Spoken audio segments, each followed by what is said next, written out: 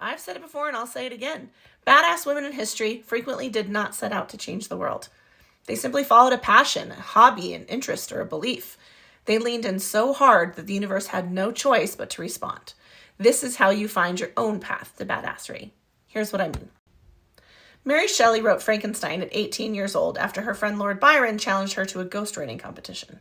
She didn't set out to create a new genre. She committed to her craft and did something weird and unexpected, and science fiction was born.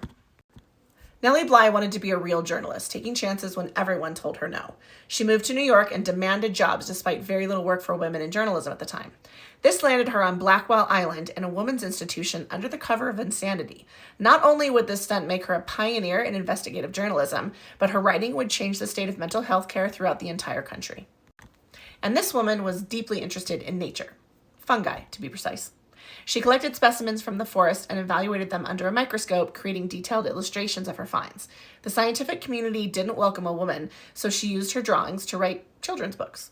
She created a library of one of the most beloved children's series of all time. Beatrix Potter created Peter Rabbit from her love of botany. Marie Grauschultz took an interest in wax sculpting. Through the French Revolution, she was in charge of making death masks for the recently guillotined, a deal to spare her life for being a royal sympathizer. She studied under a physician, crafting body parts to learn anatomy. In 1835, she took her work to a permanent exhibition in London, and Madame Tussauds was born. Inez Mejia spent 10 years in San Francisco being treated for a mental health condition.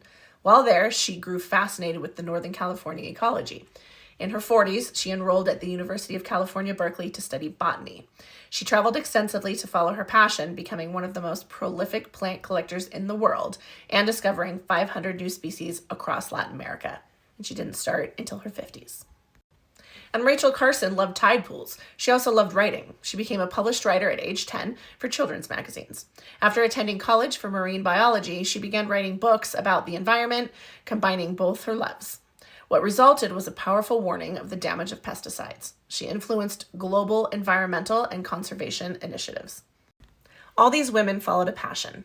They may not have intended to change the world, but by unabashedly diving into something they believed in, the result was historic and lasting. It's what we were put here to do. Find that unique and wonderful thing you love and don't let up.